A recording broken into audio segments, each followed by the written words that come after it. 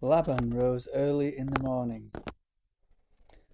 So that was verse 55, and it shows that Laban is really quite deeply tricking Jacob. He's what you call not honest, dishonest, insincere is what you say, but you know, a better word that would really strike at who he is false, you would say, for a really strong word about a whole religion being wrong, but of course, this is about right. And of course, God makes us feel what is wrong and right himself, or, you know, the God of the whole world that makes your conscience what it is. Because without that, you would not even feel what is wrong or right, what is good and bad. You have to question yourself, where does that come from? And it comes from God. And it's simple to say, but it's not simple to understand. Laban rose early in the morning, kissed his daughters and their children, blessed them, and went home again. So he's still behaving well, and that's through probably his heritage that he's learnt from his parents, and passed down. Excuse me, I just eaten. Anyway, then Jacob continued his journey and was met by angels of God.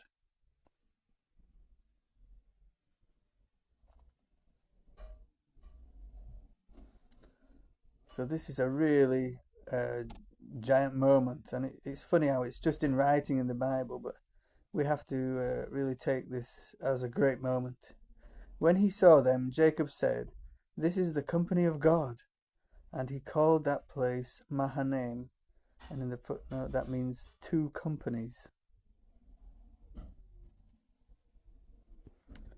I'll leave it at that, and we'll just say a prayer now for the future readings, that we would be more positive, because they've been so cynical, these videos, looking only at the weaknesses and the wrong that Abraham, Isaac and Jacob have done, and I've tried to look positively at what good they've done, but there's been so much negativity, especially with Jacob.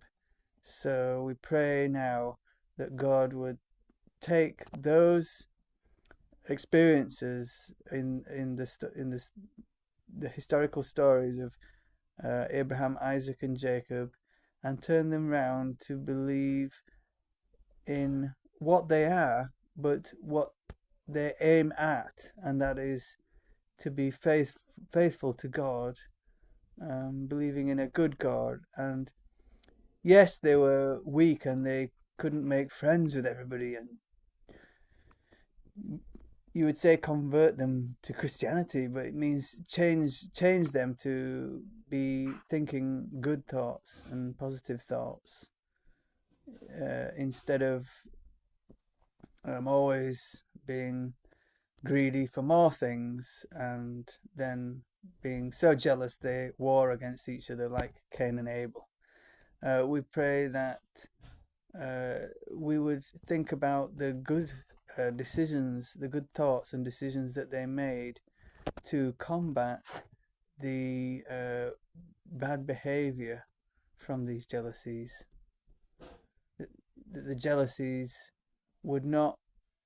We have to admit that they are part of the world that we live in now, and hence why they're in the Bible, to see how they, with their belief, faith and trust in a good God, that they combated these jealousies of anger, hatred and war from the greed, how they combated them. When they failed, we don't want to fail, and when how they failed, but where they did well, we would like to do well how they did well, and of course learn from it and not make their mistakes, and learn from how they did well, but do better than they did. And that's the aim of this study. But we must not take away. They call these people, Abraham, Isaac, and Jacob, the patriarchs, because they are important. We still read them because we still learn from them, because they still are sort of the fathers of the spiritual trust in God, which we call faith. And patriarchs is a word for like a distant heritage that we have of fathers through the spiritual life, and that is why we're reading them, and that's the heart of how we want to continue these readings and studies. In Jesus, we are strong because he is the hero of God. He was a hero in 3 ways, and this is the first sermon I ever did in church not long ago, on my training, not the real one, but in my training, was saying there's 3 types of hero that Jesus was. He was suffering hero. But before that, he was an action hero. He did miracles to help people. But he also was a suffering hero, where people would be angry, and sometimes he would allow them to be angry at him so that he could explain or show when he came back to life, but also explain what they're doing wrong so they understand, so they have the chance to change.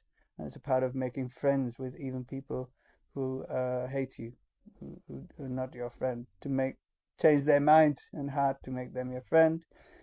And finally, he was a political hero, and that is through the process of changing people's, what they call hearts and minds, education, and then they call it enlightenment, where as you learn more, so through your mind learns more, more light is allowed to come in from God. We call God light because light is it's an easy comparison, what they call a metaphor, to compare something that isn't the same thing, but it makes you feel what the meaning is to what you're saying. So that a metaphor for not understanding or for knowing bad things to then understanding or knowing good things is going from where you can't see and it's in the room and it's dark to like, you can see me now because there's light around. So we're going to light. So we're looking for enlightenment. And we pray this with the authority of the greatest human on earth that ever was, sent from God, Jesus. Amen.